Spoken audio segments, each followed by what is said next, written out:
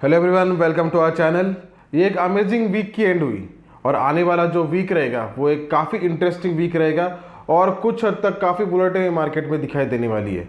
वो कुछ लोगों के लिए काफ़ी अच्छी भी साबित हो सकती है क्योंकि अच्छे अपॉर्चुनिटीज़ भी आने वाले, और कुछ लोग अगर सही से ट्रेडिंग अगर ना की और रिस्क रिवॉर्ड अगर सही से कैलकुलेट ना किया तो फिर ऐसे जो इवेंट्स होते हैं जैसे बजट या फिर ऐसे इलेक्शन या फिर ऐसे जो बड़े जो इवेंट्स होते हैं तो वैसे दिनों में काफ़ी बड़े लॉसेस होने के भी चांसेस वो काफ़ी ह्यूज बढ़ जाते हैं। इस वीक हमारा जो ऑप्शंस का ग्रुप है उसमें करीबन 25,000 के कैपिटल के ऊपर 6,690 रुपीज का प्रॉफिट हुआ, और सेम साइड पे फ्यूचर्स का जो हमारा ग्रुप है उसमें करीबन 2 लाख का कैपिटल लगता है और उसमें करीबन 22,800 का प्रॉफिट इस वीक में गेन हुआ। जिनको इसके बारे में और जानकारी चाहिए होगी तो वो हमारे टेलीग्राम ग्रुप को ज्वाइन कर सकते हैं। फ्री टेलीग्राम ग्रुप जो है उसकी लिंक इस डिस्क्रिप्शन में दी गई है, या फिर जो फोन नंबर दिया है आप उस पर भी कांटेक्ट कर सकते हो। अभी बेसिकली फ्राइडे को क्या हुआ, फ्राइडे को काफी सेलिंग हमें दिखाई दी। वो सेलिंग क्यों दिखाई दी?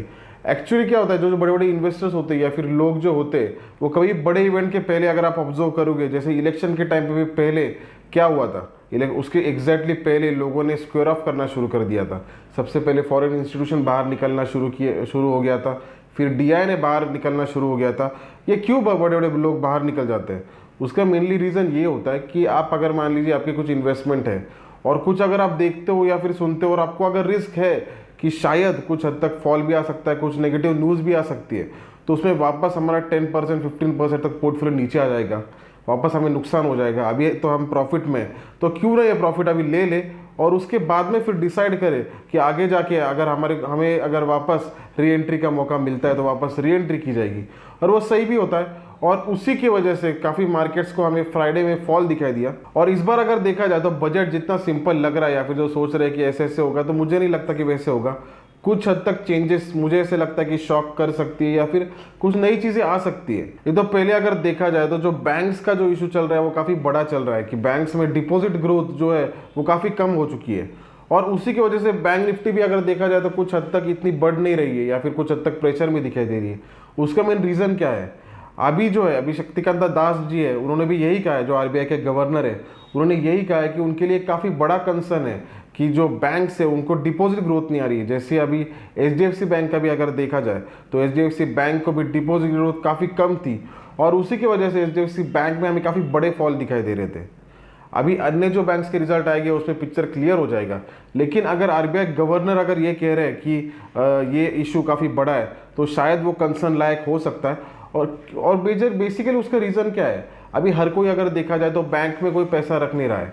आप भी अगर देखा जाओ या आप सराउंडिंग में अगर आप ऑब्जर्व करोगे तो मार्केट इतना बढ़ रहा है, तो उसकी वजह से सबका एक ये हो गया कि मार्केट में पैसा डालिए, बैंक्स में पैसा मत रखिए। और उसके कारण क्या होता है कि बैंक्स के पास लिक्विडिटी का बहुत बड़ी दिक्कत है। बैंक्स के पास लिक्विडिटी अभी है नहीं, क्योंकि जब लोग अगर बैंक्स में पैसा रखेंगे ही नहीं तो फिर उनके पास लिक्विडिटी आएगी कहाँ पे? तो ये एक कंसर्न का इशू है, लेकिन इसको अभी देखते हैं कि वो कैसे सॉल्व करने की कोशिश करते हैं। लेकिन वो सॉल्व करने में अगर कुछ हद तक अगर फियर हो गया, कभी कभी कैसे होता है कि कुछ सॉल्व करने में या फिर कुछ न्यूज़ आती है और उसके बाद में उसको समझने के लिए कि वो लॉन्ग टर्म में फ़ायदा देने वाली है, ये समझने के लिए टाइम लग जाता है और उसमें मार्केट पैनिक में आ जाता है। कभी भी कुछ चेंज अगर होता है, जैसे कि गवर्नर अभी अगर पॉलिसी देखी जाए, फिर बजट अगर देखा जाए, वो अगर सिंपल हुआ तो ठीक है, लेकिन कुछ भी अगर अलग निकल के आया और उसमें अगर आइडिया नहीं होती लोगों को कि ये लॉन्ग टर्म में अच्छा होगा, लेकिन इमीडिएटली रिएक्शन क्या होता है कि लोग डर जाते हैं कि यार इसका ये रिएक्शन क्या होगा, ये शायद गलत भी हो सकता है, उसमें मार्केट गिर भी सकता है, और लोग बाहर निकलना शुरू करते हैं। तो ऐसे टाइम पे आपने ट्रेडिंग वो काफ़ी सोच समझ के करनी चाहिए, और जितना पैसा आप रिस्क ले सकते हो उतना ही पैसा रखना चाहिए। मतलब उससे ज़्यादा आपकी जाने की चांसेस नहीं हो जाएगी। रिस्क रिवॉर्ड अगर आपका मेंटेन नहीं रहेगा तो उसमें काफ़ी बड़ी दिक्कतें आ सकती है। और ओवर ट्रेडिंग ऐसे बजट के दिन पे, क्योंकि अगर आप ओवर ट्रेडिंग करते रहोगे तो फिर वो काफ़ी आपको प्रॉब्लम हो जाएगी, और आप 2 ट्रेड भी पॉजिटिव रहोगे या फिर 8 ट्रेड भी आप पॉजिटिव हो और 2 ट्रेड आपके लॉस हो निकल गए तो भी आप लॉस में निकल जाओगे। तो ओवर ट्रेडिंग मत कीजिए। मैक्स टू मैक्स 2 ट्रेड काफ़ी ज़्यादा हो गए, 2 ट्रेड से ज़्यादा ट्रेड्स नहीं बनने चाहिए। और इसमें इवेंट्स को कैसे ट्रेड करना चाहिए उसका भी हमने वीडियो बनाया, तो आप उसको भी देख सकते हैं, how to trade on events. तो उसमें डिटेल में मैंने बताया कि किस तरीके से आप इवेंट्स को ट्रेड कर सकते हो, रिस्क रिवॉर्ड कैसे रखना चाहिए और बाकी की सारी चीज़ें।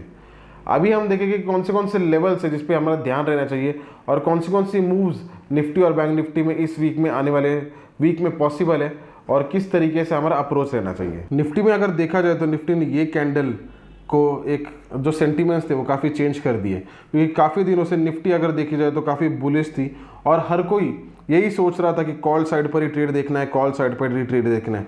और उसी की वजह से फ्राइडे को काफ़ी लोग जो थे वो ट्रैप हो चुके होंगे, क्योंकि एक मार्केट क्या करता है कि मार्केट एक आपके एक इमोशन के साथ खेलता है, मतलब आपको एक दिशा दे देता है कि मार्केट में ऐसा ही चलने वाला हूँ, और जब आप कंफर्म हो जाते हैं और उसके हिसाब से चलने की कोशिश करते हो तब वो डायरेक्शन चेंज कर देता है और आपको फिर वापस गलत साबित कर देता है। लेकिन हमारा जो फ्री टेलीग्राम चैनल था उसमें हमने डाल दिया था कि शायद मार्केट्स पैनिक में रह सकते और कुछ हद तक डाउन साइड पर भी हमें दिखाई दे सकते, और उसी तरीके से हमें जो कॉल्स भी दिए थे हमने पुट साइड पर ही दिए थे और उस तरीके से अच्छे प्रॉफिट्स भी हमें उसमें दिखाई दिए। अभी निफ्टी में जो क्रूशियल लेवल्स है वो करीबन 24,512 है, जहाँ पर निफ्टी ने क्लोज दिया या फिर जो लो था वो एक काफ़ी क्रूशियल लेवल है। अभी 24,500 अगर डाउनवर्ड डायरेक्शन में निफ्टी अगर ब्रेक करती है, जो कि पॉसिबिलिटी है भी, ये पॉसिबिलिटी कल के कैंडल के पहले अगर पूछा रहता या फिर बोला रहता तो किसी ने भी ये नहीं सोचा रहता कि ये पॉसिबिलिटी है। लेकिन हाँ, अभी दोनों डायरेक्शन में मूव पॉसिबल है, शायद निफ्टी नीचे भी आ सकती है। तो 24,500 अगर 24,500 अगर ब्रेक होता है तो उसमें मैं एक शॉर्ट ट्रेड लूँगा और मेरा इसमें स्टॉप लॉस यही लेवल रहेगी जो कि 24,512 रहेगी। लेकिन उसके बाद मेरा जो टारगेट जो रहेगा वो करीबन ये लेवल रहने वाली है, जो कि करीबन 24,200 ये लेवल है, क्योंकि इस लेवल के बाद ये लेवल अगर ब्रेक होती है तो इमीडिएटली कोई स्ट्रॉन्ग सपोर्ट नहीं है। इमीडिएटली अगर स्ट्रॉन्ग सपोर्ट देखा जाए तो 24,200 का ही है, जो करीबन 300 पॉइंट्स की मूव हमें निफ्टी में दिखाई दे सकती है। और निफ्टी अगर 24,500 इसके ऊपर अगर रहती है तो 24,500 का ही स्टॉप लॉस रखूंगा और मेरा जो टारगेट रहेगा, मेरा ये टारगेट रहेगा कि जो कि 24,872 ये मेरा टारगेट रहेगा। निफ्टी ने एक्चुअली फ्राइडे का भी जो लो बनाया था वो एक काफ़ी 24,500 को बनाया था। थर्सडे का भी जो बनाया था तो वो करीबन 24,500 को ही बनाया था। अगर 24,500 को टच करने के बाद निफ्टी में बाइंग दिखाई दे रही है और इसको ब्रेक करने में काफ़ी दिक्कतें आएगी।